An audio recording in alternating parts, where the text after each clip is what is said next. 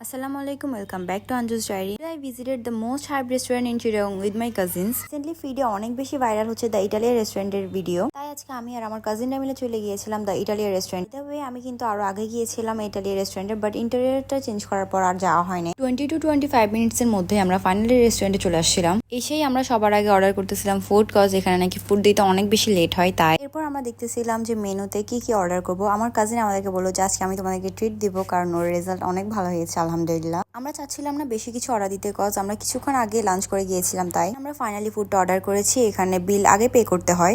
Guys, আমার বড় লোক কাজিন আজকে আমাদেরকে ট্রিট দিতে আসছে, কজ ও এসএসসিতে অনেক ভালো রেজাল্ট করছে, তাই আজকেও আমাদেরকে ট্রিট দিবে। দেখুন দেখুন, আর আমাকে বলতেছে যা ইচ্ছা অর্ডার করতে। চলুন এবার ইটালিয়ান রেস্টুরেন্টের ইন্টেরিয়রটা ঘুরে দেখা যাক।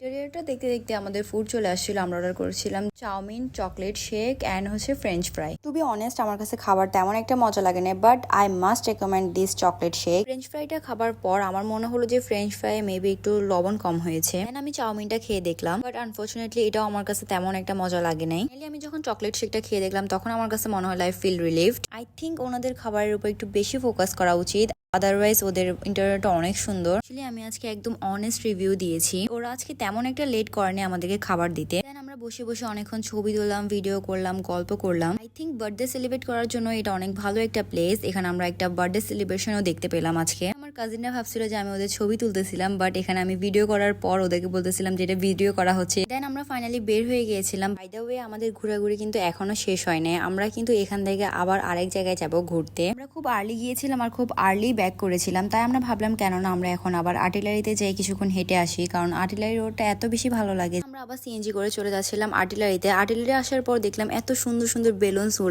গুলো দেখার পর আমার ইচ্ছা করতেছিল সবগুলো বেলুনস নিয়ে এখান থেকে উড়াই দিই। দিন আর্টিলারি অনেক বেশি মানুষ ছিল, কজ ফ্রাইডে ছিল। দেন আমরা আবার বিডার মার্ট ব্যাক করি। বিডার মার্ট আসার পর দেখলাম এই ঝিলমিল বেলুন গুলো। ফাইনালি আমি কুঞ্চু থেকে একটা চা নিয়ে নিয়েছিলাম। মালাই চা খাবো, বাট মালাই চা সেখানে অ্যাভেলেবেল ছিল না। তাই আমরা অর্ডার করেছিলাম গরুর দুধের চা। একদিনে অনেক বেশি ঘুরে ফেলেছি। তো আজকের ব্লগটা আপনাদের কাছে কেমন লাগছে অবশ্যই কিন্তু কমেন্ট করে জানাবেন। আমার তেমন একটা ব্লগ করা হচ্ছে না, বাট আই হোপ সো কি আমি এখন থেকে একটু রেগুলার হয়ে যাব ব্লগ করার জন্য। প্লিজ লেট মি নো আজকের ব্লগটা কেমন হয়েছে। আর যদি ব্লগটা ভালো লেগে থাকে তাহলে অবশ্যই লাইক, কমেন্ট, শেয়ার, আমার পেজটা একটু ফলো করে দিন। আল্লাহ হাফেজ।